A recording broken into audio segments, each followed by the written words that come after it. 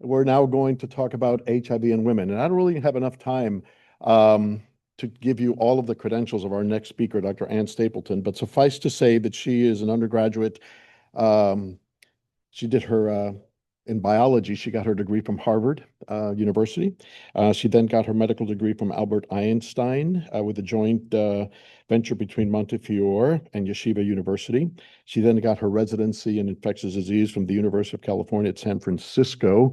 So obviously she's well trained in HIV disease since that was, one of the hubs of the epidemic. And also got actually infectious disease from the University of Seattle, if I'm not mistaken, residency at UCSF. She's a rabid Seattle Seahawks fan, as you can tell by her 12 lapel pin. Dr. Ann Stapleton. I'm also the infectious diseases program director here at Eisenhower, and I do HIV primary care in the Rimrock Clinic. When I was at UW, I got my fellowship. I completed my fellowship and then stayed as faculty for 25 years. And during that time, I had an HIV primary care clinic that came here in 2017, became an emeritus professor, and I've been doing HIV primary care ever since. Later, I became the program director. So I have no relevant financial relationships to disclose. And these are my very ambitious learning goals. I'm really trying to give you a taste of what are the issues in care of women in HIV, which admittedly I did a lot more of back in Seattle. So understanding the epidemiology, which is, you'll see a bit grim, understanding the management, including prevention and treatment, contraception, some of the GYN disorders we see a little bit more in well-controlled HIV patients, and management of life course events such as pregnancy and menopause. And this is really going to be quite superficial, especially when it comes to something like pregnancy. I'm mostly mentioning issues that relate to becoming pregnant while on ART and preventive measures. So now I'll make one semi-political statement. These numbers are a little old for reasons that none of you have to imagine why. So worldwide, we still, as of until last week, have some WHO numbers. We can always access them, fortunately, but we have, disassociated ourselves from the WHO. So overall, people living with HIV worldwide are almost 41 million. About a little over half of these are women. And unfortunately, 65% are in the World Health Organization's African region. In the United States, again, these data are 4 years old. Uh, uh, about 1.238 million people living with HIV overall, around 10% undiagnosed, so these are always estimates. That around 10% are of the undiagnosed are women.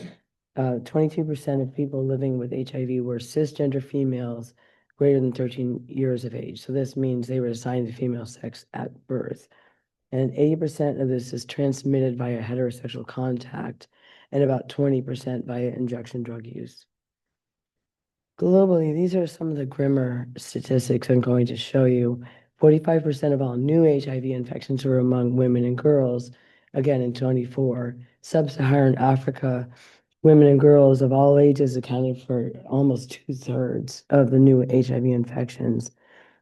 Other geographical regions, 73% of new HIV infections occurred in men and boys. And every week, 4,000 adolescent girls and young women aged 15 to 24 became infected with HIV. 83% of these women were in sub-Saharan Africa.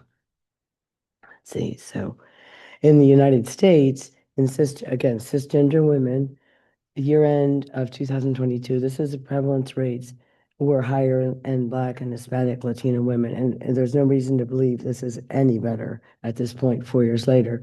So almost 500,000 people, Black and African American descent, are living with HIV, age greater than 13. About 40% of these constitute about 40% of all people with HIV. So that means the rate is 7 times greater than white people, and 69% of these are male.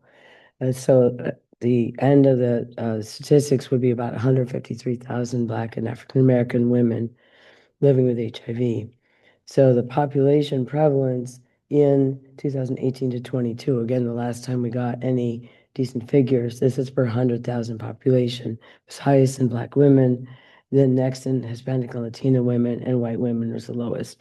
And so overall, if you do the math, 15 times rates are 15 times higher than white women in black women, and 3 times in white women and Hispanic and Latino women. So these are not stats to be proud of at all in this country. Can you still hear me okay? Okay, good. So this is a kind of a busy slide, but here you look at, you're seeing what is the incidence of HIV in various ethnic groups in the United States, and what is their population. And it's pretty obvious if you look at the white people, you look at this incidence and you look at this green part, the proportion of population is far greater than, far less than it is in African American or Hispanic or Latino people. And this gets even worse when you start looking at women. So the incidence, as I mentioned, was about 8 times the rate of white women and black women. The incidence is about 8 times the rate of as in white women, and 3 times for Hispanic and Latino um, females. And the take home from this complicated slide is that in 2022, the infections among Black and African American females accounted for almost 50% of all new infections among women in the United States. So again, nothing to be proud of. So moving on to somewhat better news, biological differences do exist among men and women. And so females typically mount stronger immune responses than do males. And the downside is that there's a greater risk for long-term inflammation following infection and developing autoimmune diseases. There's a large body of research that I won't even try to touch on today, showing that many different infections probably lend some risk of autoimmune disease or might even outright cause it. It's just not really all that clear.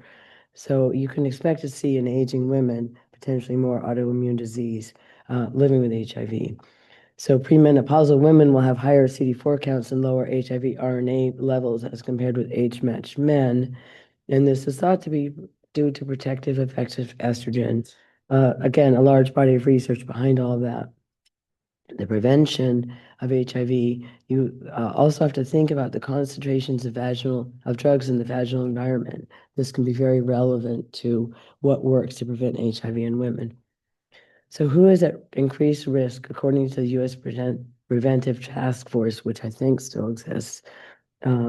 So people with HIV positive partners, inconsistent use of condoms with partners of unknown HIV status, a recent bacterial STI, but again, there's a lot of research about a transmission in the vaginal environment and the cervical environment, and bacterial sexually transmitted infections enhances this almost all the time, and engagement in transactional sex.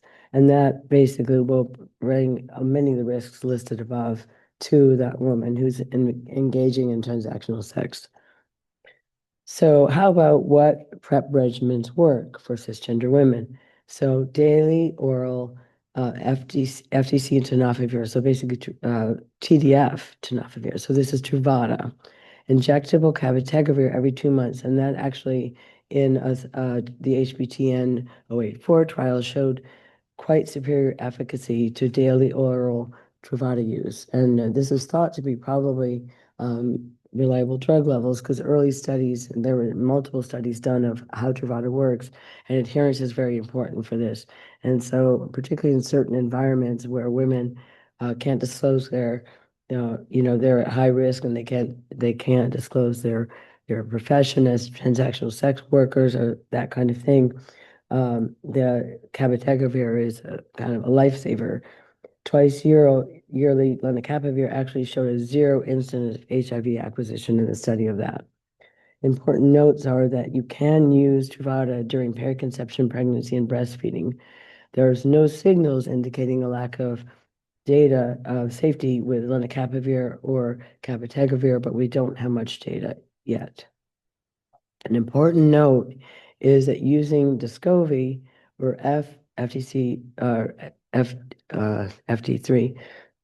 Well, I'm sorry about that. FTAF is not approved for HIV prevention via vaginal exposure. There's little data. There was one study called the Purpose One study, which notably had low adherence, but this PrEP failed in that trial, and there were concerns regarding, given how TAF works differently than TDF and pharmacologically, that there may not have been adequate vaginal levels.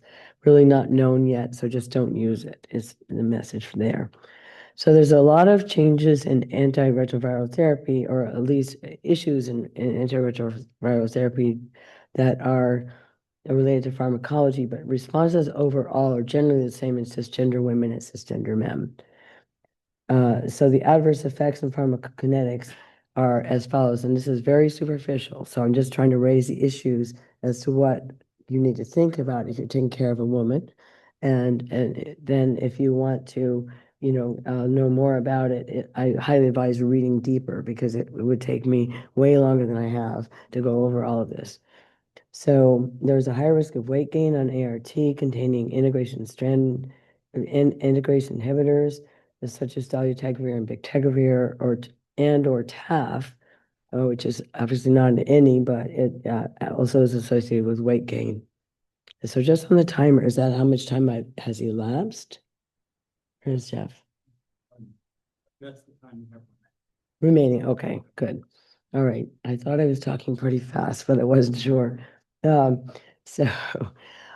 so women are at basically 1.5 times risk of gaining at least 10% of their weight. So, women of childbearing potential, there's a ton of issues to think about. And this is, of course, a lot of women living with HIV or at risk of HIV.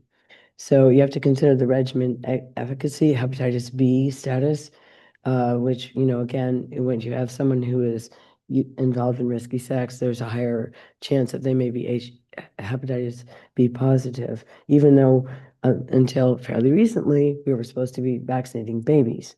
And then potential pharmacokinetic interactions with hormonal contraceptives and hormone replacement therapy. And teratogenicity is obviously always a big deal when you're dealing with treating women for anything, because they may become pregnant. In postmenopausal women, there's a heightened risk of osteopenia and osteoporosis on ART among women. So again, this is an overview of all the issues, and then I'm going to get into a little bit of the weeds here. So dolutegravir and efavirenz, if anyone still uses efavirenz, which in some parts of the world is all you've got. So early on, there were teratogenicity issues, but those concerns have been allayed by further studies. So now the perinatal HIV clinical guidelines recommend dolutegravir as a preferred regimen for pregnant persons in any pregnancy trimester and for people trying to conceive, except if there was cabotegravir for HIV PrEP preceding all of this. And we'll get to that, what's recommended in that case. Believe it or not, efavirenz is still listed as an alternative antiretroviral drug for pregnant people and people trying to conceive. So one of the things as an infectious disease doctor, see this all the time. Whenever you're dealing with pregnancy, you're looking at antibiotics that are, kind of old, and that's because we just don't have a lot of data. So you do your best you can. I'm sure that's why efavirenz is still on there, and also to make sure that even if you're in a country where this is all you can get, at least if it works, that's what really matters and what you care about in a pregnant woman. So cabocistat boosted regimens are not recommended as initial ART in people of childbearing age. And the reason is that if they do become pregnant, there's an increased risk of virological failure in the second and third trimester of pregnancy due to lower drug levels. If pregnancy does occur, you monitor for suppressed viral load, or you change therapy. And then again, all of these things, they always say, get expert opinion. What does that mean? Well, there are a few people in the academic environment who are experts in pregnancy and HIV, and you can always call the consult line at UCSF. They can also answer almost any question. In darunavir levels decline significantly during pregnancy, even with a booster. However, it's still a preferred anchor drug for pregnant people in any trimester, particularly if cabotegravir has been used for HIV PrEP. So there's always a concern of levels hanging on forever and developing resistance, and what's that going to do? So what you do is you just dose it BID with the ritonavir also BID. And the reason that it's a good drug is that we know it's a strong, if you will, a medication that will likely be effective. And so in that case, it can be safely used as long as it's dosed adequately for a pregnant woman. So oral two-drug therapy, there is very little data on any of this used in pregnancy. So for Dovato and Juluca, we just don't really know. So it's actually not recommended for initiation during pregnancy or if a person is actively trying to conceive. If you do get pregnant patient on these combinations, you can consider continuing their therapy if you can get undetect if you can monitor every 1 to 2 months, and the alternative is to switch to a 3-drug regimen. So I will parenthetically mention here that I spent 25 years as basically a public servant as a faculty in Seattle, and we did not have people delivering in a place like Eisenhower's lovely birth center. We had people living on the streets and that kind of thing. So you really have to think carefully about something like this in a population like that. You can't necessarily expect them to show up every month. They may not show up for months. I had people come on my service when I worked in the public hospital there at Harborview who were 8 months pregnant and didn't know they were positive or thought they said they didn't know. So this is really an important consideration. I personally would probably put people on a 3-drug regimen, a 3-drug regimen in this kind of situation. So long-acting injectable cabotegravir and rilpivirine or Cabenuva, there's very little data in pregnancy, and there's limited safety data during that trial, but it didn't show there was no signals that came out of the trials, but most people were switched to 3-drug combinations once the pregnancy status was verified, and that the trial checked for pregnancy very frequently. So basically, we don't really know much about Cabenuva in pregnancy. So it's not recommended as a first-line therapy in a treatment-naive pregnant individual. If they do become pregnant while on Cabenuva, you're supposed to obtain expert opinion. Again, who is that? You can always depend on UCSF. And then you might want to switch to a preferred oral 3-drug combination ART, accounting for the long half-life of injectable cabotegravir and rilpivirine. And if they choose to remain on the injectable therapy, you do want to monitor the viral load very closely. And again, in some populations, people don't appear for their prenatal visits very well, based on various economic problems usually. So think carefully about what you're going to do. You might be better off just placing them on an alternative regimen as soon as that is reasonable and safe, given the levels of the Cabenuva. So for contraception, this is a complex issue as well. So obviously, you should always, any person in counseling on contraception, family planning, reproductive goals, and contraception options should always be reviewed. And all of these things that are mentioned for women with HIV, everyone should be thinking about these things in counseling for contraception. Treatment is prevention, limiting the number of partners, correct and consistent use of condoms, and availability of HIV PrEP and post-exposure prophylaxis for partners. Discuss the risk of transmission and possible drug interactions. And that's where some of the complexity comes into play here, that if you're dealing with this kind of person, it's advisable to look up the details and think about this carefully, potentially with a pharmacist who's familiar with this, with HIV care. So hormonal contraceptives, including progestin-only contraceptives, and I'll get into why that was controversial in a moment, and IUDs, also previously controversial, are safe and unrestricted right now per CDC guidelines for women who are clinically well and on antiretroviral therapy. Even if they're not very well and they're not taking their ART, the method still outweigh the risk, and they're safe and unrestricted. So there's 4 classes of contraceptives, if you've ever gotten into the weeds on this, and they're all in 1 or 2. Condom use is encouraged. Now, some of you are probably old enough to remember trials in Africa using a contraceptive sponge that had nonoxynol 9 in it. And that trial was stopped because there was increased transmission. It was thought at first that it would be helpful, but basically it so drastically changed the vaginal microbiome away from protective native lactobacillus predominance, which is actually one of my areas of research, not in the HIV space previously. And it also caused cervical lesions, so it was basically taken off the market. And ever since then, we have strongly discouraged use of spermicides for women due to increased risk of these transmission. And for hormonal therapy, you have to check drug-drug interactions. I think I'm coming to my next slide. So in this slide, I'll just call your attention to this last section. I thought it was a little confusing when I read it over this morning, so I'll try to explain it better. Maybe for the permanent, I'll talk to Jeff about maybe changing the slide to make it clearer. So there was some information suggesting that hormonal contraceptives that was controversial for a while, maybe they had an effect on HIV progression in the wrong direction.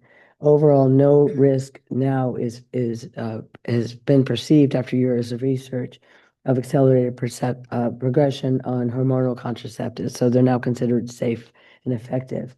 And the current guidelines also do not endorse that it increases the risk of HIV infection, which was considered for a while.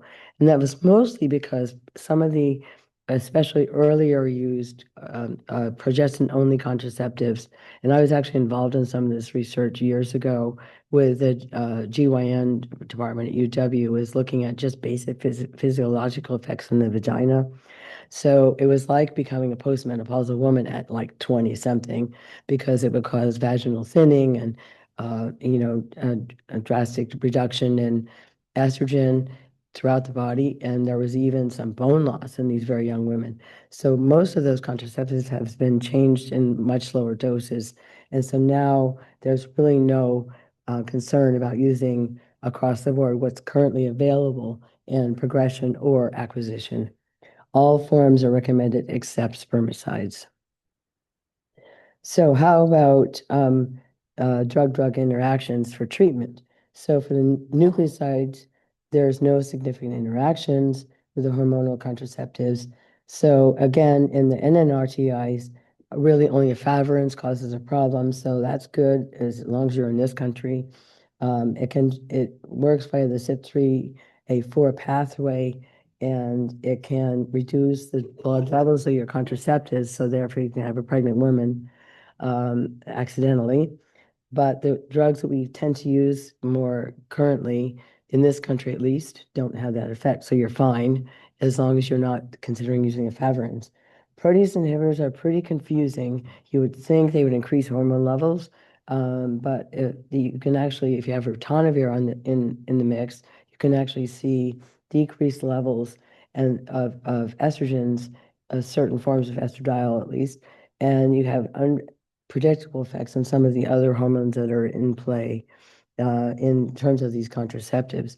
So what's really recommended at the end of the day is you're supposed to add condoms or some other method, and a lot of women end up just not using this kind of contraceptive if possible when they're on a protease inhibitor, because these days, as all of you know who fight HIV care, most people of any gender who are on a protease inhibitor have to be on it because of resistance. So you're going to be thinking a little bit more about other details of that person's care, including the contraceptives related to the use of protease inhibitors.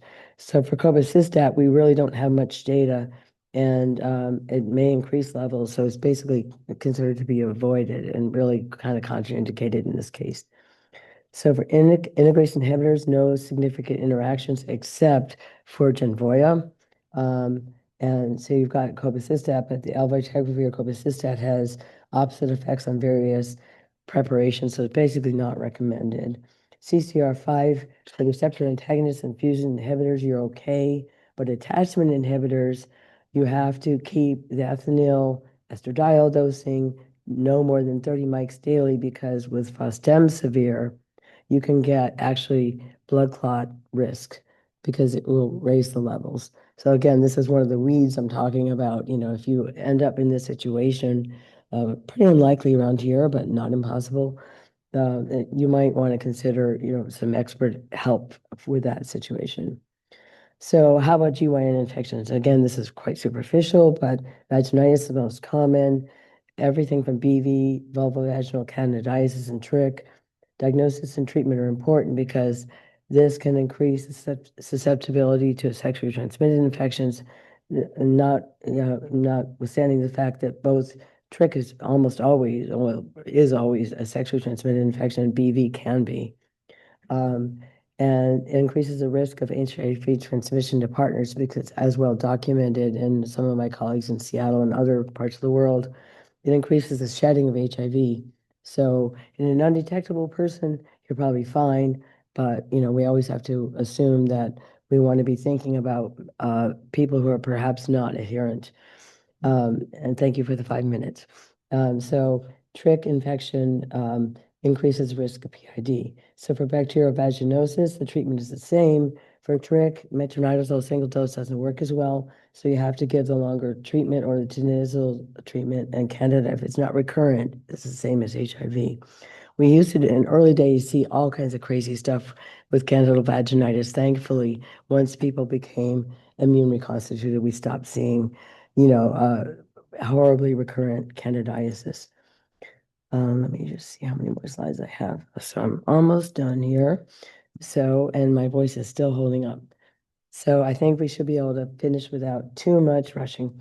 So for menopause, some studies show early onset menopause. I have to say that has been 100% my experience in Seattle. It was like as early as 10 years earlier, which is very impactful on bone health and things like that.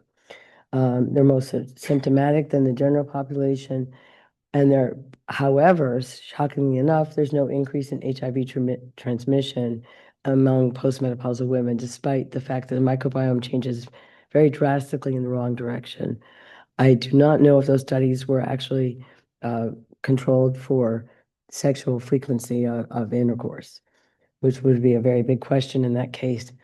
For systemic HRT, we heard a little bit more about that in our first talk, which was encouraging because there apparently will be a study starting soon of HRT in postmenopausal women with HIV, but a lot of clinicians don't offer it. And one of the major reasons I mentioned here, the Women's Health Initiative study, which was done in Seattle, it's basically been virtually completely debunked since it came out, but it showed that HRT in women, perimenopausal and menopausal, was terrible in every respect. And its reanalysis, which is an entire talk, twice its length, showed that most of that was not true. So currently the guidelines are to give around 5 years of therapy in the perimenopause if if a woman is symptomatic. That's glossing over a lot of details. So this is something I would say one should consider in a perimenopausal or menopausal woman with HIV. So what we used to call vaginal atrophy is now more politely called genitourinary symptoms of menopause. Topical estrogen should be safe. There's a lot of pharmacological data showing that even women with breast cancer in remission for 1 year can take this therapy. And frailty and osteoporosis are areas of study, but osteoporosis is known to be increased in many people. So we don't have a lot of data. It's unclear if it's increased in HIV for frailty, but comorbid conditions are HIV-related comorbid conditions are common in frailty, and it complicates management. Osteoporosis is a big one. We really need to pay close attention to DEXA scanning, vitamin D, and lifestyle measures. And I would say that I've seen it as a major problem in postmenopausal women in my own personal clinical experience. So cognitive decline, we heard much better data than my 2 lines here, which I knew we would hear. That's why I kept it short. We don't have any treatment yet, but monitoring is important for obvious reasons. Atherosclerotic cardiovascular disease is known to be, risk is known to be increased in HIV, as we will hear more and have heard a little bit. I refer you to a Reprieve study for a lot more detail on that. And we should do the same for women as in men. You want to follow the lipids, treat with statin if at all possible. The updated guidelines basically say that almost everyone living with HIV should be on a statin if they're between 40 and 75, and I would say longer than that, and screen for carotid and peripheral involvement as per those guidelines. And so I know I have 15 seconds for my last slide. I want to really focus on the national HIV curriculum, not only because I'm also a fan of that in addition to the Seahawks, and it's managed at UW, but it's really a great reference for any of these issues and all the weeds I spoke of. You can get a lot of insight from that guideline as to how to manage a woman living with HIV. So thank you for your attention.